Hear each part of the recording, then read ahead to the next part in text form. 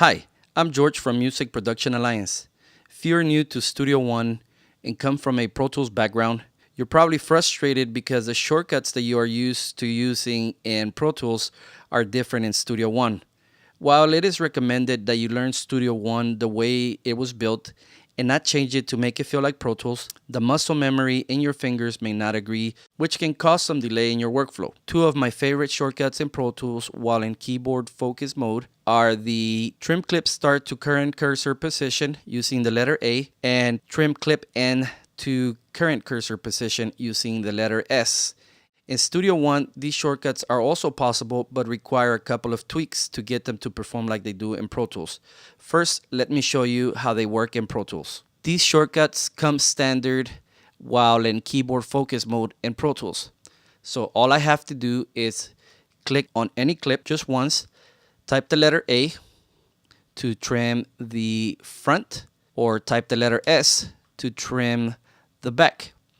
And you could do this all day long. Just click once and it happens just like that. This is a really fast way to edit clips in Pro Tools. In Studio One, it's a little different. You first have to set your cursor position.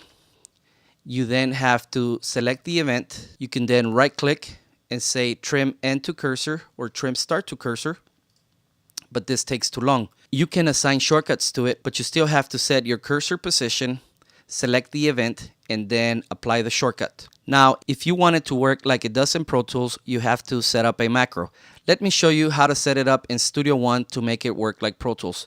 First off, let's go to the shortcut menu. Command comma, go to General and look for your keyboard shortcuts. If you type trim, you can see here that I've already assigned shortcuts to these. But this was before I realized that I could use a macro to skip an extra step. This macro is going to combine a couple of our shortcuts into one. Then we're going to assign a shortcut key to the macro. Click on the wrench option here. If you don't see it, make sure you click on the macro button here. This will open up. Click on the little wrench. Go to macro organizer. And I've already set it up, but let me show you how I did that. Let's start with the trim to start. The first thing you want to do is look for the option to select events in section, which is here.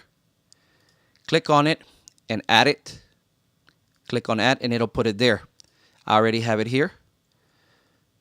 Let me just remove them so I can show you. Click add. Next thing you want to look for is your trim option. Let's set up the trim start to cursor. Click add. And that's it. Now you hit OK. Now I did the same thing for the trim to end. Just go to edit. Find your select events in section command. There it is. Add it. And then again your trim to end, which is here. So you have these two there. And then you can name these, give it a name, and put them in a group. I put them in an edit group. And description, I just called it Pro Tools S. So I know it reminds me, it points me back to the Pro Tools shortcut. Okay.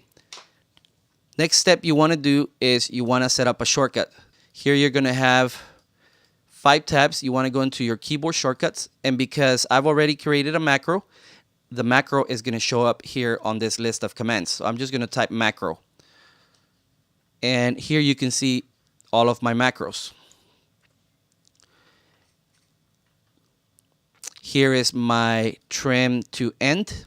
And what I did is I clicked on here and I clicked the letter. Let me remove this.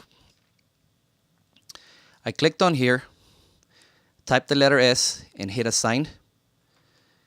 And I did the same thing on the trim to start. Click on here, type the letter A, assign, then apply, then OK. I'm just going to cancel out of this because I already have it made. So now when I go to Studio One, I don't have to do all the extra steps. All I have to do is set my cursor just like I do in Pro Tools.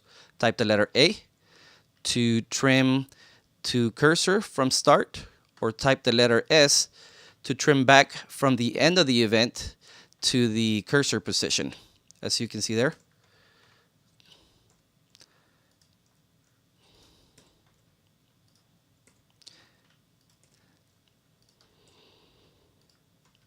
Okay? I hope you find this helpful. Let me know if you have any questions. Thank you.